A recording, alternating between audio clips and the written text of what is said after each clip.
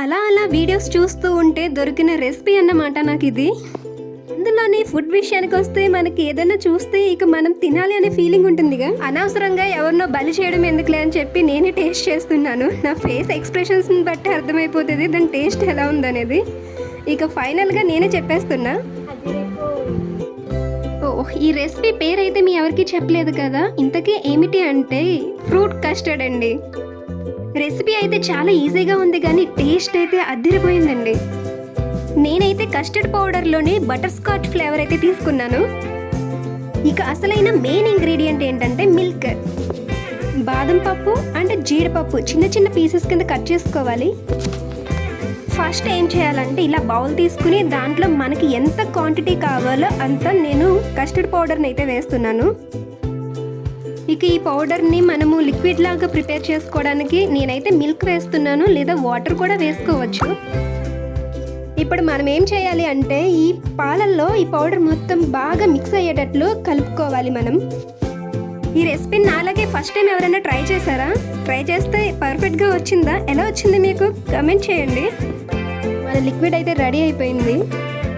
ఈ యాపిల్ని అయితే బాగా చిన్న చిన్న పీసెస్ కింద కట్ చేస్తున్నాను. ఈ వీడియో కనుక అక్క చూసింది అంటే ఇక డైలీ నాతో వెజిటేబుల్స్ కట్ చేస్తుంది అన్నమాట. ఇక నేనైతే ఫ్యూచర్లో పెద్ద చెఫ్ని అయితే అయిపోబోతున్నాను. ఇక ఫస్ట్ మనము మిల్క్ని అయితే బాగా బాయిల్ చేసుకోవాలి. ఇలా వేసుకున్న మిల్క్లోని వాటర్ యాడ్ చేసుకోకుండా ఉంటేనే టేస్ట్ చాలా బాగా అనిపిస్తుంది. ఇలా బాయిల్ అవుతున్న మిల్క్లోని మనం షుగర్ని అయితే యాడ్ చేసుకోవాలి. మనకి టేస్ట్కి తగ్గట్టుగాను. కొంతమందికి స్వీట్ బాగా ఇష్టంగా అనిపిస్తుంది, కొంతమందికి లైట్గా ఇష్టంగా ఉంటుంది కదా. ఇక ఇంట్లో అయితే అక్కకేమో స్వీట్ చాలా తక్కువగా ఉండాలి, పిన్ని వాళ్ళకినేమో స్వీట్ ఎక్కువగా ఉండాలి. సో నేను అందుకే ఈక్వల్గా వేసాను నేను. ఇక మనం ముందుగా ప్రిపేర్ చేసుకున్న కస్టర్డ్ పౌడర్ని అయితే కనుక ఈ మిల్క్లో యాడ్ చేసేస్తున్నా. యాడ్ చేసేసి అదే మరుగుద్దులే అని చెప్పి పక్కకైతే వెళ్ళిపోకండి. అసలైంది ఇప్పుడే ఉంది. మొత్తం అది కలుపుకుంటూ ఉండాలన్నమాట. ఎందుకంటే అవి ఉండలు కిందన అడుగు పట్టేస్తూ ఉంటుంది. అలా పట్టకుండా మనం చాలా జాగ్రత్తగా దాన్ని కలుపుతూ ఉండాలి. అప్పుడే మనకి చాలా పర్ఫెక్ట్గా వస్తుంది.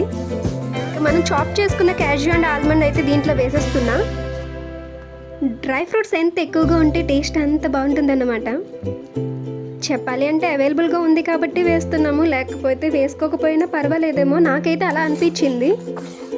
నేనైతే దీంట్లో ఒకటి యాడ్ చేయడం మర్చిపోయాను, కానీ మిల్క్ పౌడర్ని యాడ్ చేస్తే మాత్రం టేస్ట్ ఇక మనం ఐస్ క్రీమ్ తిన్నట్లే ఉంటుంది. చూసారా ఇది ఎంత దగ్గరికి పడుతుందో. ఇది కొంచెం కూల్ అయిన తర్వాత ఇలా మనం బౌల్లోకి తీసేసుకుంటున్నాం. కస్టర్డ్ అయితే రెడీ అయిపోయింది. ఇక దీంట్లో అయితే కనుక ఫ్రూట్స్ని యాడ్ చేసుకోవాలి కదా. ఇప్పుడు యాపిల్స్ని అలాగే దానిమ్మ గింజల్ని కూడా యాడ్ చేస్తున్నాను. ఇక దానిపైన కొంచెం లైట్గా డ్రై ఫ్రూట్స్ని కూడా యాడ్ చేస్తున్నా. చెప్పాలి అంటే ఫస్ట్ టైం ట్రై చేసిన చాలా పర్ఫెక్ట్గా వచ్చింది. మీరు ఎప్పుడైనా ట్రై చేశారా?